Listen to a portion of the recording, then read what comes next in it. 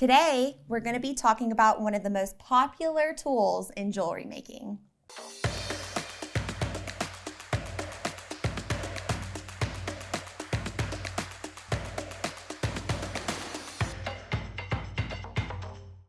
I'm Katy, and today I have Wyatt from Beadalon here to teach us about battery-operated reamer and more. What exactly does a bead reamer do? If I've never heard of a bead reamer, how would you explain it? Well, a bead reamer, number one, it does not drill a hole in a bead.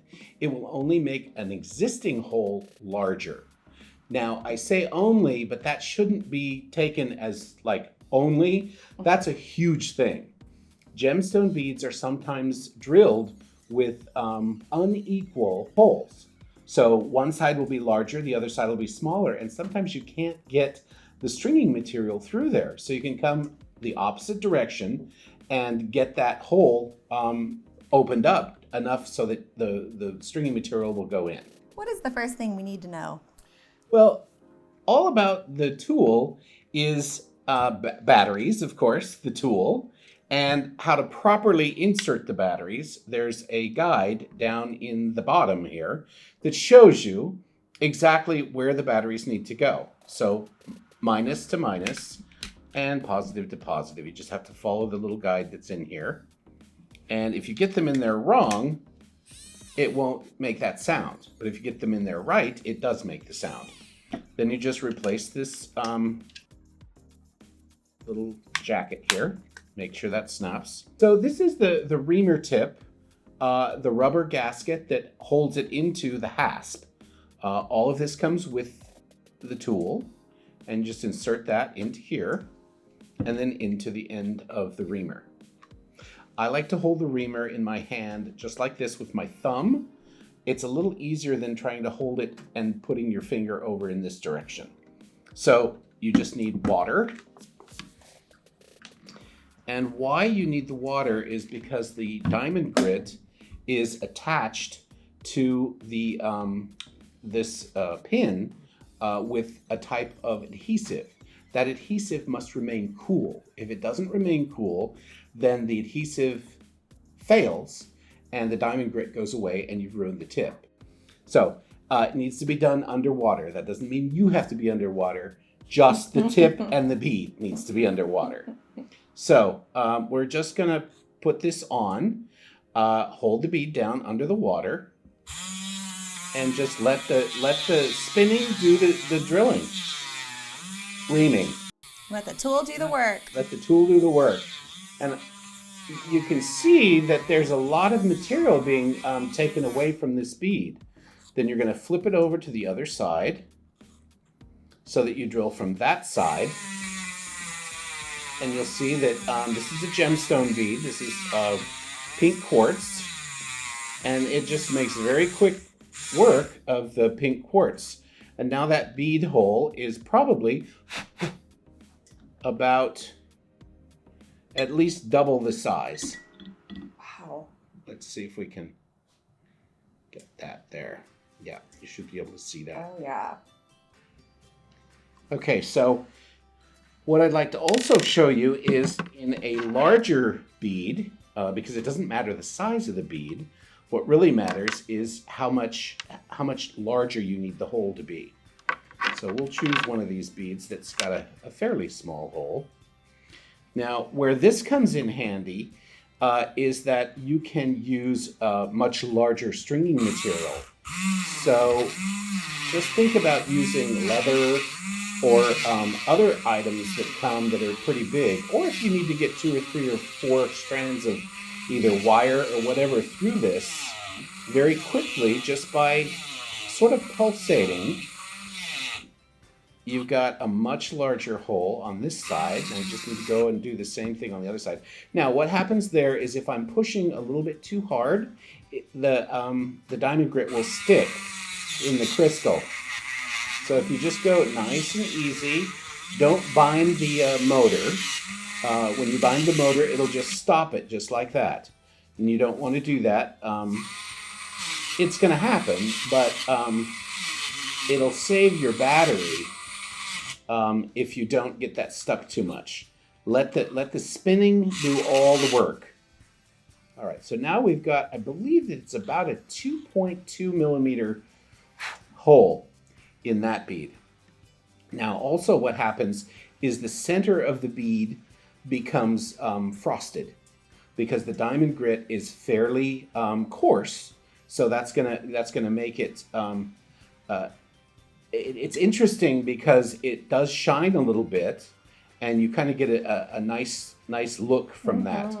When you put the stringy material, whatever it's that you put in there, that color can also be something. So if you wanted to put a large size silk or something like that, you could totally change the color. Play with that. Which is always fun to do. Now, one of the really cool things about this is this tool can also change up to become a wire rounder. Now, the wire rounders that come in an exclusive JTV set contain all 3 sizes of the wire rounder, which means you get 3 of these.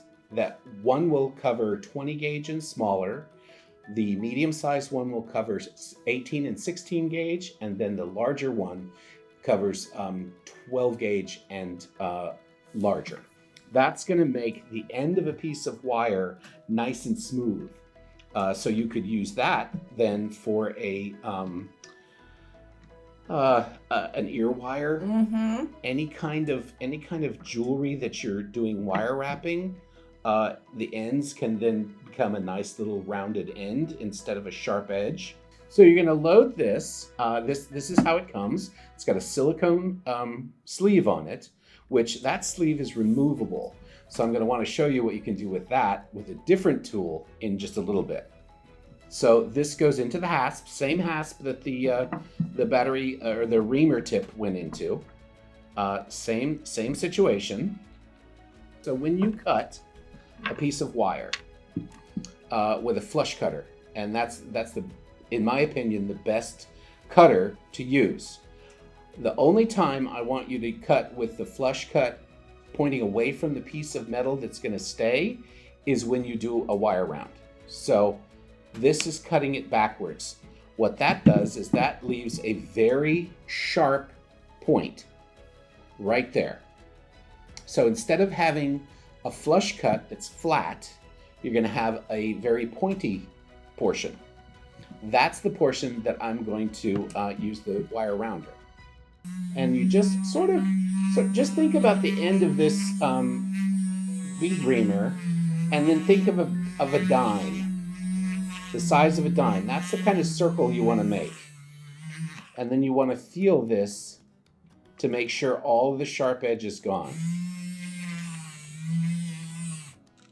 Okay, now you want to get a nice close-up of this.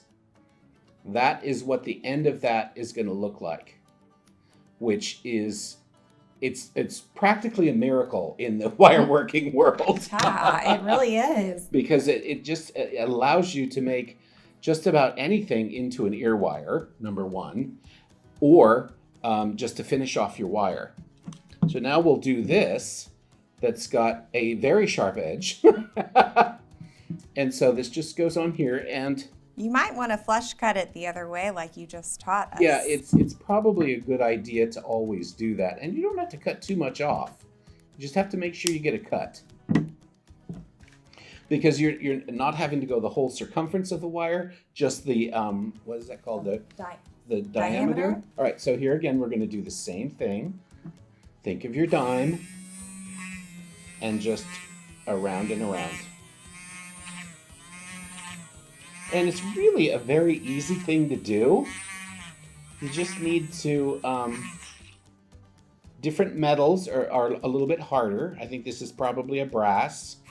It feels like it. The copper was much quicker to cut. But now we've got, still got a little edge on that one side.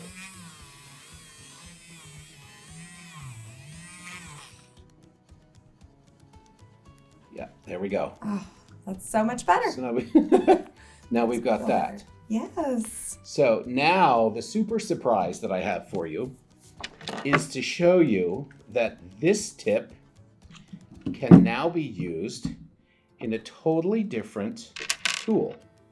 So you just take that silicone thing off, and this is an LED lighted engraver tool. What that does is that gives you an addition of light on what you're doing. So with your engraving, you have light, whichever side you like it on. I like it so that the light's this way, so I can see what I'm doing.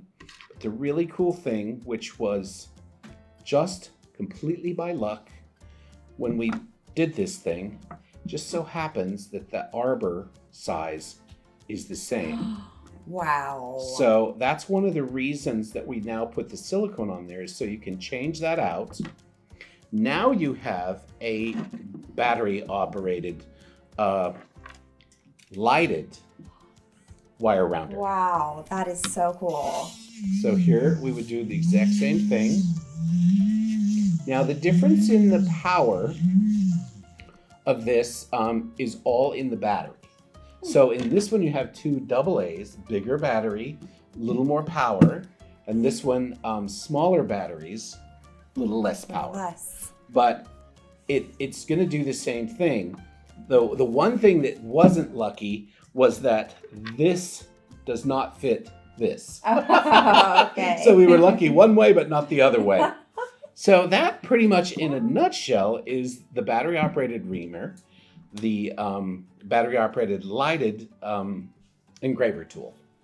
So what kind of beads can you use the reamer on, and what can you not? About the only thing that you cannot use it on is something that is made of resin. Okay. But simulated gemstones, there's some turquoise simulants that work well, but everything else, Okay. glass, gemstone, just about Pearl, anything. yeah. Pearls, yeah. Cool. Specifically pearls. Pearls for Yeah, sure. they go through pearls quickly because you're usually just drilling through shell on the inside of a pearl.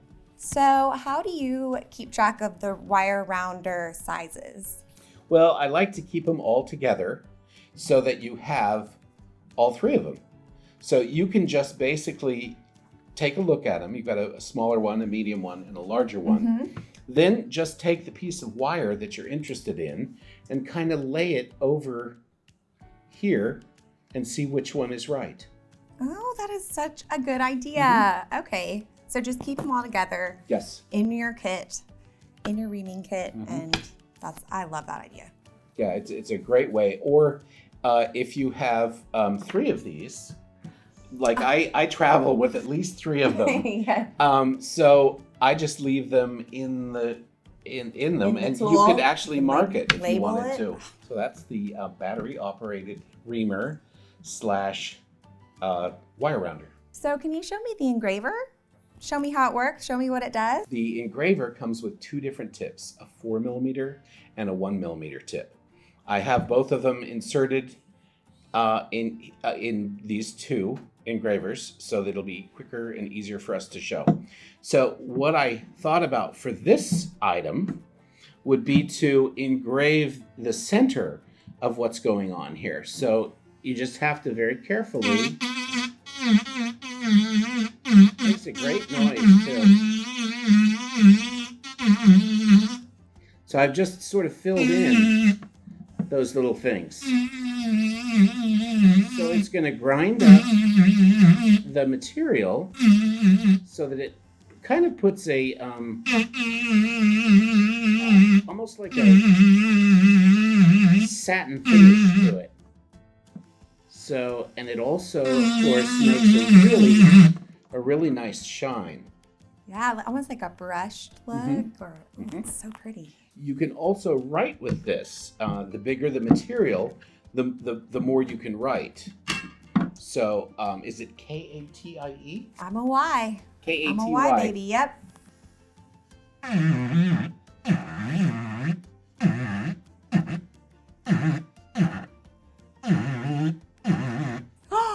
That is so fun. Okay, so that's the large one. Now here's the small one.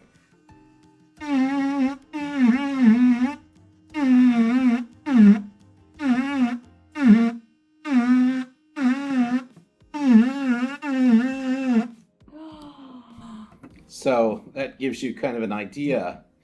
What you can also do with these things is you can smooth the edges of the material. Oh.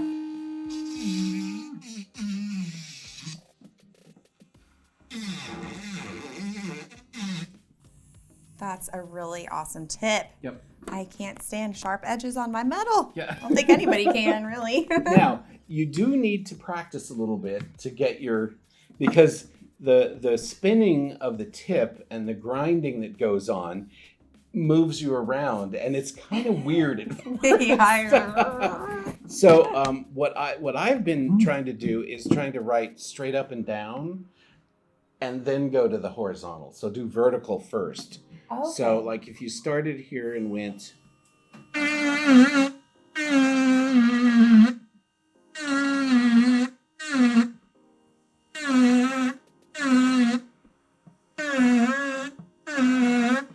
I find that I can do vertical easier than the horizontal, and I don't know why. That looks really good. Yeah, I mean, maybe it's a little less obvious that it's a line. Like, I don't know. I see what you mean, though, about the vertical. Thank you so much for being with us today, Wyatt, and for teaching us about these tools. My pleasure. If you guys need to pick up any of the supplies or tools we used today, check out the links in the description below. And while you're there, let us know what other tools you would like to see us spotlight. And don't forget to like, subscribe, and ring that bell. Thanks so much, guys. See you next time. Bye. Bye.